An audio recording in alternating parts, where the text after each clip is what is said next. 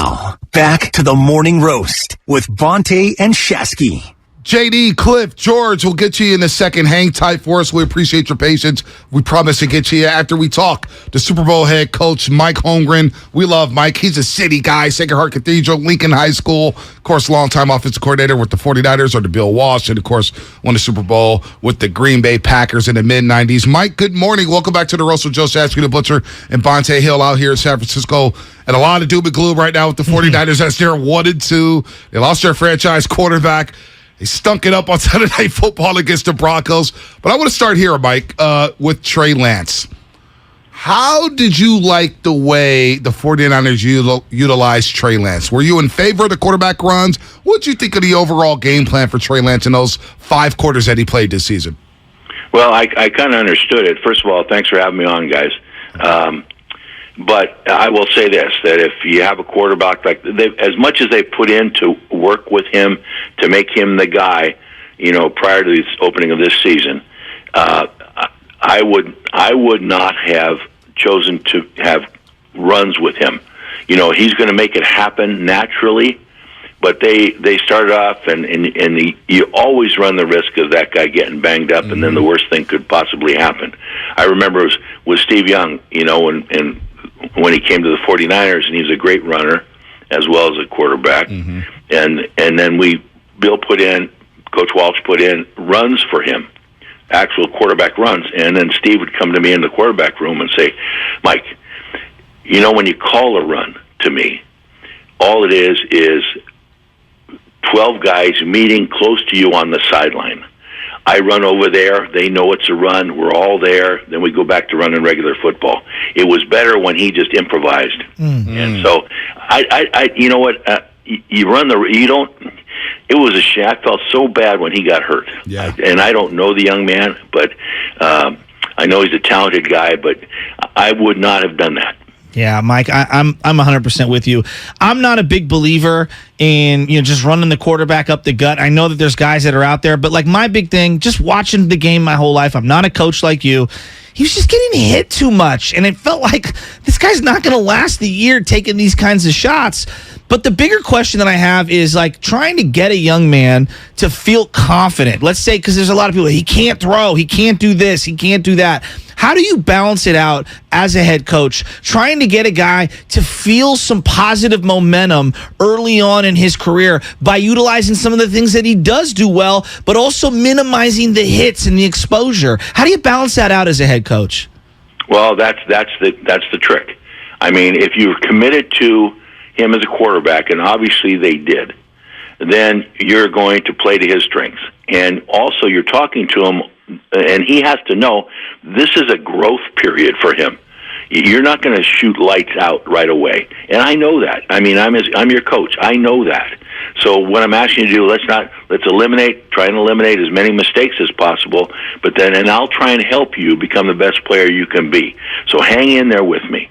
And then, little by little, if the talent is there, and the talent is there, then you're seeing him develop as far as learning the game and his mental reaction to different things. And that takes a little time. That takes some time. I always thought if you had the same coordinator, play caller, and system, that it would take, you really have something special in your third year of playing. Otherwise, with Favre or even Joe Montana, when his first couple of years with the 49ers, or Steve or the guys I had, Hasselbeck, they all of a sudden it clicks in. It clicks in, but during that growth period, you're hanging in there with them.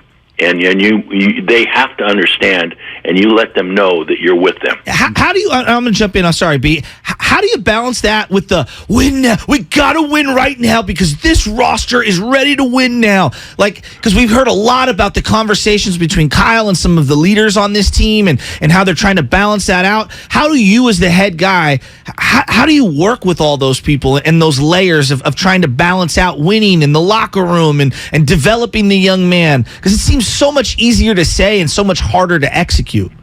You know what? You're right. It is a pretty easy thing to say, and then what you have to make sure is your owner is on board. That's hugely important. And then you kind of explain. I remember Paul Allen telling him, he goes, Mike, when we're developing Hasselbeck and developing things in Seattle, And the owner, Mr. Allen, came up and said, "Mike, when are we going to really hit it?" And I said, "Paul, it'll be about a year and a half." And no one wants to hear that. I mean, certainly your fans don't want to hear it, but if you're being honest about it, that's what it takes. That's what the development takes. The thing with the 49ers, in watching them, and I haven't studied them, but in watching them, is they have really great talent on offense. I mean, Kittle is one of the best. Samuel's one of the best. They have a good offensive line. I mean, the fullback is. I love the fact that they play with a fullback. I love that. Not many teams do that anymore, but they're good on offense. And so, bringing a young quarterback along now's the time to do that because the other guys can really help them. Well, we're talking to Mike Holmgren, longtime head coach in the NFL, two-time Super Bowl champion as an assistant with the Niners, won a Super Bowl as head coach of Green Bay, got a national championship, should be in the Pro Football Hall of Fame. We got to make that campaign happen, Mike. But to that point about everything, you talk about year 3 and it popping. How much does coaching turnover affect that process? Because Shanahan has lost a lot of assistants. Mike McDaniel now in Miami, 3-0. A lot of people say, boy, that's a tough loss for Shanahan. He's lost to LaFleur's. One's an offensive coordinator in New York. One's he head coach of the Green Bay Packers. How much does the coaching turnover affect that? Well, it can affect it. I mean, you have to, but the thing is, in Kyle's case, he calls the game. Right. If you're hiring coordinators to do that, then I would say you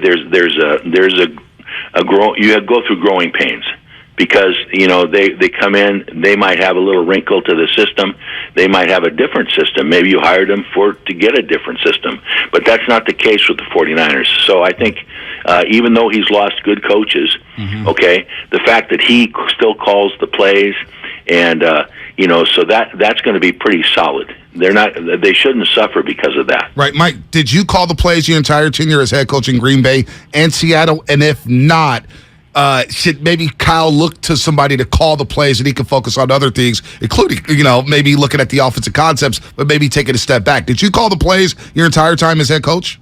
Yeah, I did. When I got a chance to call the plays in San Francisco, and then went to Green Bay, I was going to call the plays. I wanted, look at being a head coach, as I learned, and when you're assistant coach, you don't really know, but when you can be a head coach, there's all sorts of stuff going on. So I still wanted to have fun coaching, and fun for me was calling the games and doing that stuff, not the press conferences and all that kind of stuff. Right. So I did that. There was only in the 17 years I was the head coach and a little bit more before that with the 49ers. I only stepped back one game, and that was in Seattle. We were struggling in the first couple of years, and I said, "I'm not helping." I felt that way about myself, so I turned it over to a coach to call a game. I didn't like how that went. That game, I didn't say it at the time. No one knew about it, but then and the coach that I had do that knew that it was kind of a little bit of an experiment, and then I took it back. So yeah, I did it my whole time, and I think in Kyle's case, as an example, he's proven to be an excellent play caller, and an offensive guy. The problem is, I told this to Mike McCarthy when he won in Green Bay once. He said, "I'm backing away and not calling games." I said, "Don't do that. You felt bad because you lost this game to the Seahawks in the playoffs. Don't do that because you're a good play caller, and what'll happen is you turn it over, and then all of a sudden down the road you'll want to take it back, and then when you take it back after a few games, that's disruptive." Yeah. So I would hang in there, and if that's what you like to do, do it. Yeah. Mike Holmgren talking with us, San Francisco legend, NFL legend. He helped groom 3 different quarterbacks into the Hall of Fame. Montana, Young, Brett Favre. I mean, the guy's legendary, and just knows how to treat people in and out of football. And so, Mike, I'm looking at it from a coach's point of view. You have a game like you did on Sunday night. It's in front of the entire country. Quarterback looks completely shaken. Clearly, their relationship has been very rocky, to say the least. How do they get this thing back on track? How does the coach, the quarterback, the rest of the team button themselves up and get ready to play the LA Rams, your rival, in McVay this week? It just feels like they're really on the mat right now. Yeah, you know what? I was thinking about that when I knew I was going to visit with you guys. Because look, if the game is 11-10, You don't have to be a football nut to say what was wrong with that. Something's wrong with that. And so I'll tell you what. Yeah, I think when they lost the court, this is one man's opinion. Mm-hmm. I think when they Trey Lance and Jimmy, they're two different players. And going into this season and all the stuff that went on in the off season when Lance was going to be the guy, they developed an offense for him, is my opinion. And then when he got hurt, they had to change and go back to a little. Certainly, they're two different styles, mm-hmm. and they had to go back to something that they probably hadn't practiced and developed in the entire off season. So to think that you're going to hop into a game, and after one game, although Garoppolo, he did play well against the Seahawks. The Seahawks are struggling, as you know, but he played well. But to think it's going to be just like business as usual, you're making a mistake. There's going to be growing pains here. And I think transferring from a style of play that was Trey Lance oriented to now what they have to play again, plus Jimmy coming off that shoulder thing and all that kind of stuff, there's going to be some tears shed. Let me put it that way. How much does the fact that Jimmy Garoppolo didn't have a training camp, didn't have the playbook, although he's been here since midway through 2017, how much does that really affect his play and his decision-making on the field? Because there's a lot of bad decisions that he made on Sunday night against the Denver Broncos. How much does that affect him, Mike? That part of it is a little bit of a puzzle. I mean, physically, and getting back in the groove of playing, coming off the injury, that's one thing. But his decision making, he's played a long time. He's played enough football to make good decisions. And if that's been a problem, then that has to get fixed right away. Because the team is good enough, the defense is good enough, the surrounding guys are good enough. The quarterback, in my opinion, in this case, doesn't have to be the star. He just has to make plays he should make. Yeah. And if all of a sudden that's not happening, then that's a serious look-see now. Let's see what's going on. Mike, we could talk to you all day. I got so many questions for you. You're just spitting knowledge right now, and we're loving every second of it. In the game, you're the play caller, and this is why I know it's evolved a lot. There's analytics, and there's probably more people in the headset these days than ever before. But when you are calling plays and you're being the head coach, how are you coming to decisions within 30 seconds in, hey, we're at the 41, we're up 3 points, we should go for it, we shouldn't go for it? Did you guys prepare for those situations? Did you have a certain point person who would maybe get into your head, a play or two before? Were you thinking 3 spots ahead? Kind of just walk me through your process when you got to certain spots in the game on when to go for it, when not to go for it, because I feel like it's so easy for us to rip it, and it's just so hard when everything's being balanced and you're trying to call plays in real time. No, that's the responsibility of the play caller, and that's why I like to do it. In fact, I had a rule, but keep in mind, now there are 26 coaches on each staff. We had 8. So upstairs, and I had my button. I could go on listen to the defensive coaches or the offensive coaches. You can do that. Okay. But I also had a rule that when we were on offense, I didn't want to hear anything. No one talks except for one guy, and that guy would talk if I asked him a question. No one offers opinions. No one says do this, do that. That was my job. And so that I was able to keep, I think, a little clearer head that way.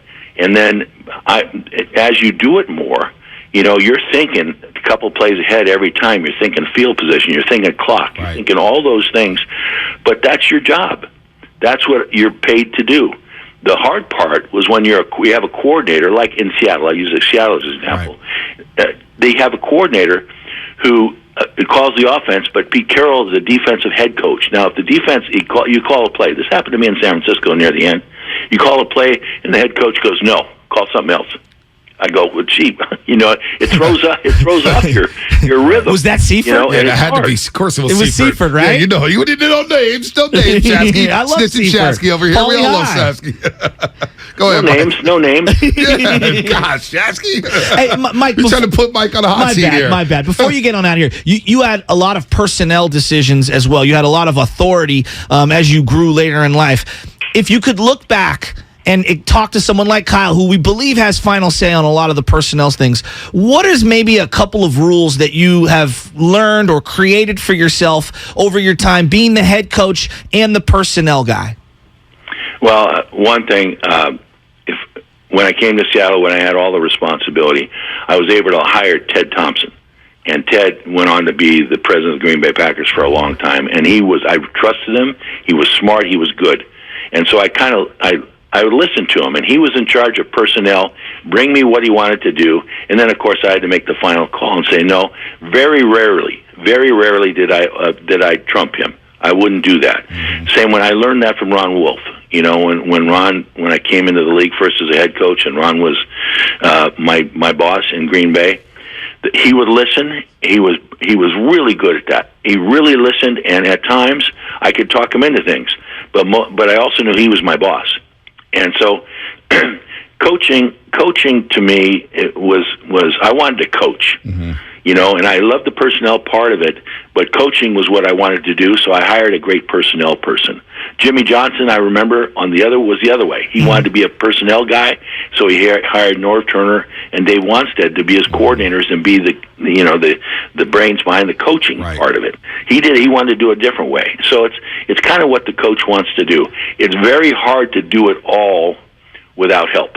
That's for sure. Mike, it sounds like you need to be back on the sidelines. Or just be a part of a team and be like the consigliere. We need you back in the red and gold. Well, you know what? Yeah. Well, you know what? I'm enjoying my retirement, my grandkids right now. I don't need to. I've lost all my hair, so I can't lose any more hair. You can wear a hat. They have cool hats now in the NFL, Mike. Yeah. Hey, I'm not going to wear one like Kyle. I will tell you that right now. No flat hat for no you, flat brim, huh? Mike, you're always good to You're us, the man. We best. appreciate it. Gosh. And we're going to start. How are you not in Canton, Ohio? Yes. Seriously. No, Seriously. honestly, we're It's not even just ridiculous. being homers here. It's a joke. Hey, I appreciate it, guys. I know that. And so we'll see. If I can hang in there long, my birthday's coming up. I'll be 75. I'm going to hang in there. If Vermeil got in at 85, I've still got a shot. We got to There you get you go. in. Yeah, we we're gotta going get to you make in, that Mike. the mantra of the morning Yeah, roast. no doubt. No Thank doubt, you for Mike. spending Thanks so some time much. with us. All right, guys. Take care. Anytime. Mike Holmgren, national the champion, best. Super Bowl champ, should be in the Hall of Fame. I wish we had time to react to that.